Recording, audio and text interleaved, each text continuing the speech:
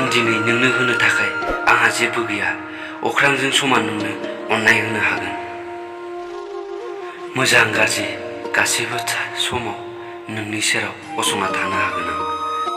आफा बादि बिमा बादि नोंनो अननाय होनो हागोन, जोथोन लाखिनो हागोन आं। मानसिफ्रा बुङो सोरखौबा थार गोसो थोयोब्ला गारनानै थाङो होननानै। नों थालांदो आंनि सेराव। आं बिनिख्रुइबो बांसिन अननाय लुगैयो आंनि गोसोआव जेसेबां दं।